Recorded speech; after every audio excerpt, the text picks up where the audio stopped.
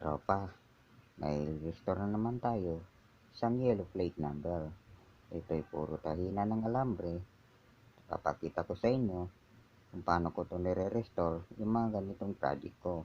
Kaya tara, samahan nyo ko panoorin step by step ang aking video. So guys, stay tuned lang sa aking channel ha. Thank you!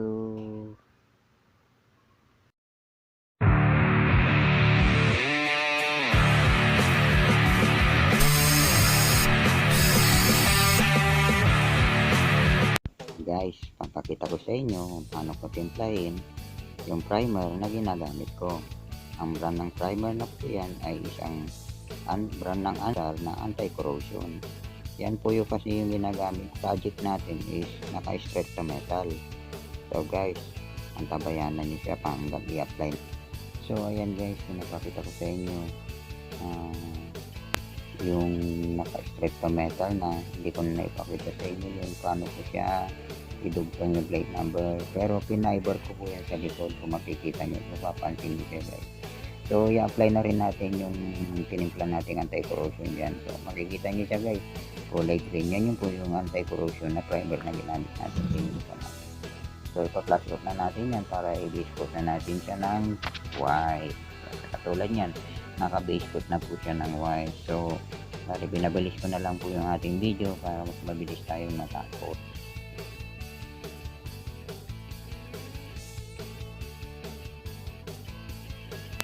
So ayan guys, pagkatapos niyan pwede na natin siyang applyan ng yellow. So ayan guys, nung tinimpla ko po yung kulay na yan is yellow at kinaloan ko lang siya ng konting orange.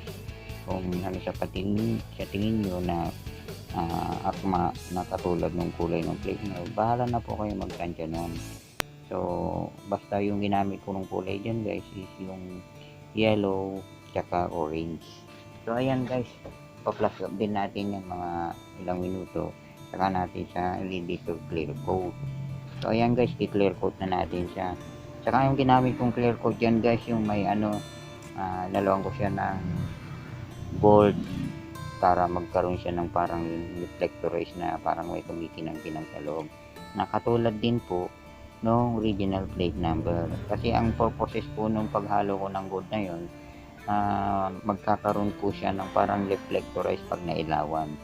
So ayan guys, so di ba, wet look na wet look. So pagkatuyo niyan, yun katulad niyan, pwede na natin siyang i-process sa pag-i-sticker.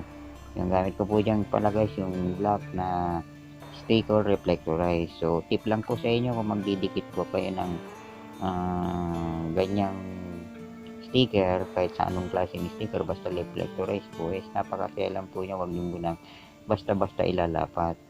So pwede nyo po kasing matanggal agad yung mga excess na kinating nyo. So wala pong kahirap-hirap yung pag ano po niyan, pag trace nung pagkakating nung letra dun sa sticker, kasi naka-emboss naman po siya. Bahala na po kayong paano nyo sundan yung reflectorize sticker na yan. So antabayanan nyo lang guys yung aking piniplik sa inyo ngayon na plate number na restoration, plate number na kulay orange. So antabayan nyo lang siya guys hanggang matapos. Please like and share my YouTube channel, share page shop. So ayan guys, pinapakita ko sa inyo paano reactor nung sticker na ginamit natin pag naiilawan po siya. So di ba guys, umiilaw-ilaw siya.